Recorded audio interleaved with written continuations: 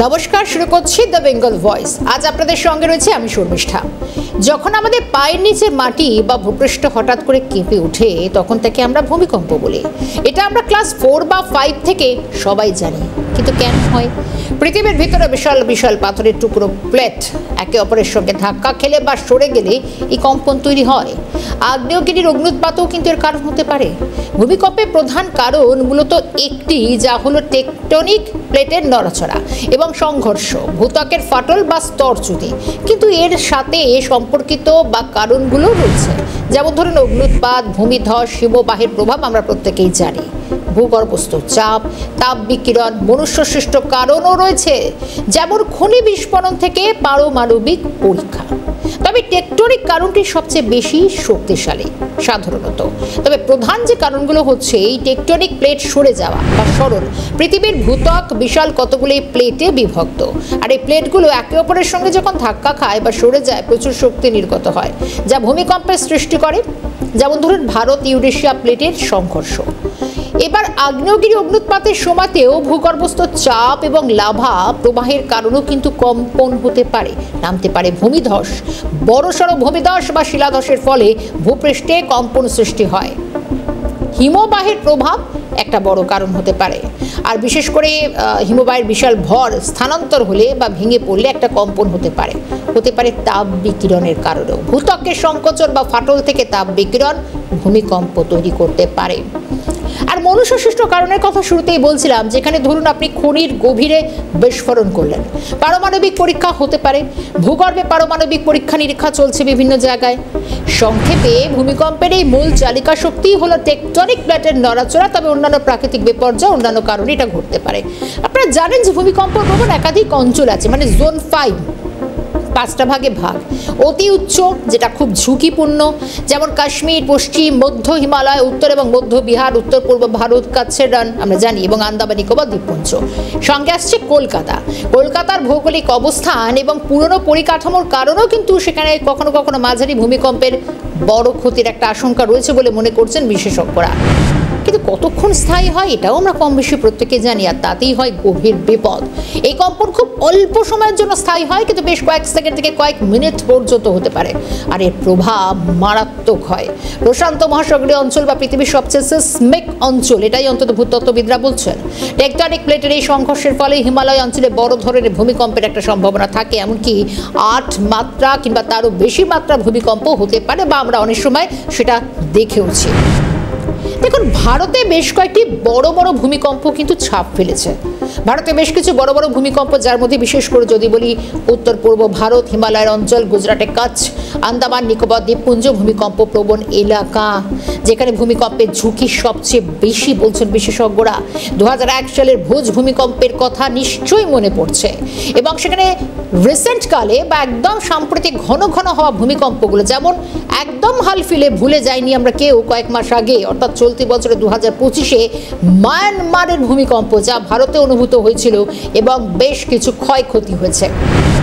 ভারতে কয়েকটি বড় বড় ভূমিকম্প উদাহরণ তুলে ধরি। 2001 সালে ভুজের ভূমিকম্প, 26শে জানুয়ারি 2001 সাল। গুজরাটে হওয়া এই ভূমিকম্পটি ভারতে ঘটে যাওয়া অন্যতম বিধ্বংসী ভূমিকম্প ছিল। উত্তর পূর্ব ভারতীয় ভূমিকম্প, যেমন আসাম, মেঘালয়, ত্রিপুরা, মিজোরাম, নাগাল্যান্ড, অরুণাচল প্রদেশে ঘন ঘন মাঝারি থেকে বড় আকারে ভূমিকম্প হয়। সাম্প্রতিক কম্পনগুলোর কথা বলছিলাম, যে সম্প্রতি বাংলাদেশের কাছে একটি ভূমিকম্পের ফলে, যেখানে কলকাতা, উত্তর পূর্ব ভারত সহ বিভিন্ন জায়গায় কম্পন অনুভূত হয়েছে, যা এই অঞ্চলের ঝুঁকি তুলে ধরছে। এবার বলবো কেন এত কথা বললাম, অর্থাৎ কলকাতা, যে পশ্চিমবঙ্গকে আমরা ভালোবাসি, যেখানে আমরা বাস করি, বা আমাদের প্রাণের শহর কলকাতা, কতটা ঝুঁকির বলুন তো। পশ্চিমবঙ্গে কোনো নির্দিষ্ট সংখ্যায় ভূমিকম্প প্রবণ অঞ্চল ভাগ করা নেই, না সত্যিই নেই। তবে রাজ্যটি মূলত কম থেকে মাঝারি ঝুঁকির অঞ্চলে যেহেতু পড়ে, যেখানে উত্তর এবং পূর্ব অংশ তুলনামূলকভাবে একটু বেশি সেন্সিটিভ বা সংবেদনশীল, যার মধ্যে অবশ্যই উত্তরবঙ্গের দার্জিলিং, জলপাইগুড়ি, দক্ষিণবঙ্গের উপকূলীয় এই অঞ্চলগুলো, যেমন সাগরদ্বীপ এলাকা, যা ভারতের জাতীয় মানচিত্র অনুযায়ী জোন 3, জোন 4 এবং জোন 5-এ অন্তর্ভুক্ত করা হয়েছে। পশ্চিমবঙ্গের ভূমিকম্প প্রবণতার বৈশিষ্ট্য, একটু কম ঝুঁকি যদি বলি তাহলে পশ্চিমবঙ্গ অঞ্চলটি তুলনামূলকভাবে কম ঝুঁকির, মানে যেটা জোন 2 থেকে 3-এর মধ্যে পড়ে, যেখানে ভূমিকম্পের সম্ভাবনা কিছুটা কম বা মাঝারি মাপের। উত্তরবঙ্গ সবসময় সেন্সিটিভ, জোন 4 থেকে 5-এর মধ্যে পড়ে। দার্জিলিং, জলপাইগুড়ি, কোচবিহারের মতো উত্তরবঙ্গে যে জেলাগুলি রয়েছে, মানে হিমালয় সংলগ্ন হওয়ায় সেখানে ঝুঁকির মাত্রা অনেকটা বেশি দক্ষিণবঙ্গের তুলনায়। এবার বলি জোন 4 বা জোন 5-এর অন্তর্ভুক্ত, সেখানে তো ভূমিকম্পের সম্ভাবনা বুঝতেই পারছেন অনেকটা বেশি। দক্ষিণবঙ্গ পড়ছে জোন 3 বা জোন 4, যার মধ্যে পড়ছে এই কলকাতা, হুগলি, উত্তর দক্ষিণ 24 পরগনা, মেদিনীপুর, এই জেলাগুলো মাঝারি থেকে উচ্চ ঝুঁকির জোন 3 বা জোন 4-এর মধ্যে পড়ছে। 1964 সালে সাগরদ্বীপে একটি মাঝারি মাপের ভূমিকম্প হয়েছিল। পশ্চিমবঙ্গকে নির্দিষ্ট কয়েকটি ভাগে ভাগ করার চেয়ে বরং ভারতের এই সিসমিক জোন মানচিত্র অনুযায়ী কোন জেলা বা অঞ্চলের ঝুঁকি কতটা তা নির্ধারণ করা হয়। উত্তরবঙ্গ বা উপকূলীয় দক্ষিণবঙ্গ বেশি ঝুঁকিপূর্ণ বললাম, আর কলকাতা মাঝারি থেকে উচ্চ ভূমিকম্প প্রবণ এলাকায় অবস্থিত। বিশেষত এটি সিসমিক জোন 3-এ পড়ছে, যা একটি গুরুত্বপূর্ণ ঝুঁকি নির্দেশ করে, কারণ শহরের নিচে একটি চ্যুতি রেখা, আপনাদের বলি যে ময়মনসিংহ থেকে কলকাতা হিঞ্জ, এটা একটা রয়েছে এই চ্যুতি রেখা। বিশেষ করে যখন এবার বলি মাটির কথা, দোআঁশ মাটি বা পুরনো অবকাঠামো, যেটা কিন্তু ক্রমশ বিপদ বাড়ায়। সাম্প্রতিক কম্পনগুলো যেমন ধরে নিন, সাম্প্রতিক যে নভেম্বর মাসে যে ভূমিকম্প হয়েছে, অর্থাৎ কিছুদিন আগে, যেখানে 5.7 মাত্রার এই ঝুঁকির প্রমাণ কিন্তু পাওয়া গিয়েছে। আমরা দেখিয়েছিলাম কলকাতা বসে যেতে পারে বেঙ্গল ভয়েসে, সেখানে প্রাকৃতিক বিপর্যয় এমন পরিণতি হতে পারে। কলকাতা ভূমিকম্পের জোন 4-এ অবস্থান করছে, এটা আমরা বহুদিন ধরে বলছিলাম এবং রিসেন্টলি প্রকাশিত মানচিত্রে সেটাই দেখানো হয়েছে। তো বেসিক্যালি যেটা বিষয় সেটা হচ্ছে কলকাতার মাটির তলা দিয়ে একটা উল্লেখযোগ্য ফল্ট লাইন গেছে, যেটাকে বলা হয় ইয়োশিন হিঞ্জ। সেটাই গঙ্গা নদী বাহিত পলিরাশির চাপেই সুস্থিত অবস্থায় ছিল এতদিন পর্যন্ত, কিন্তু মেট্রো রেলের কার্য করার ফলে গঙ্গার তলা দিয়ে যখন মেট্রো রেলটাকে নিয়ে যাওয়া হলো, তখন কিন্তু সেটা ইয়োশিন হিঞ্জের ওপর থেকে পলিরাশিকে কেটে ফেলা হয়েছে, যার ফলে ওই অঞ্চলের মধ্যে যে কিছু ভাইব্রেশন তৈরি হচ্ছে সেটা টোটালটাই সারফেস অ্যাবজর্ব করছে, এবং তার ফলে কিন্তু ইয়োশিন হিঞ্জ আস্তে আস্তে আরও বেশি দুর্বল হয়ে যাচ্ছে। তৃতীয় যেটা গুরুত্বপূর্ণ বিষয়, এই যেটা কনস্ট্যান্টলি যে ভাইব্রেশন, সেই ভাইব্রেশনটা সেডিমেন্টকে সেটল করতে সাহায্য করে, যে কারণের জন্য গঙ্গা নদীর ওপরের তলে দেখবেন পলিরাশিগুলো জমে যাচ্ছে, পলিরাশি ধুয়ে বেরিয়ে যেতে পারছে না, যার ফলে গঙ্গা নদীতে মোট যে পরিমাণ জল পরিবাহিত হওয়ার কথা সেই পরিমাণ জল পরিবাহিত হতে পারছে না, ফলে জলের ওয়েটটা কমে যাচ্ছে। ফলে এর ফলে আলটিমেটলি কিন্তু এই সারফেস ধীরে ধীরে দ্রুত গতিতে তার ব্যালেন্সটাকে নষ্ট করছে, যার ফলে কলকাতা এবং হাওড়া দুটো শহরই অত্যন্ত বিপজ্জনক অবস্থার মধ্যে এখন দাঁড়িয়ে আছে। ভূমিকম্পের পরিমাণ উল্লেখযোগ্যভাবে বেড়েছে। আগে আমরা কলকাতায় ভূমিকম্প প্রায়ই পেতাম না, এখন আমরা প্রতিনিয়ত ভূমিকম্প পাচ্ছি, এবং উত্তর পূর্ব ভারতের যে কোনো প্রান্তে ভূমিকম্প যদি সংঘটিত হয় তাহলে তার ফলে কিন্তু কলকাতা নড়ছে। এটা কিন্তু যথেষ্ট ইঙ্গিত পায়। কলকাতার ভূমিকম্পের ঝুঁকি কতটা থাকছে বিশেষজ্ঞদের কথাও শুনলেন। সিসমিক জোন 3-তে পড়ে কলকাতা, ভারতের নতুন এই মানচিত্র অনুযায়ী জোন 3-তে রয়েছে, যা তুলনামূলকভাবে বেশি ঝুঁকিপূর্ণ।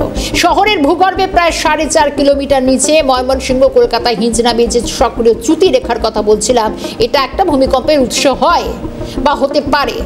যেমন মাটির নিচের ধরন, অবকাঠামো, এটার কথাও বলছিলাম যে ভূমিকম্পের সময় ক্ষতির পরিমাণ অনেকটা গুণ বাড়িয়ে দেয়।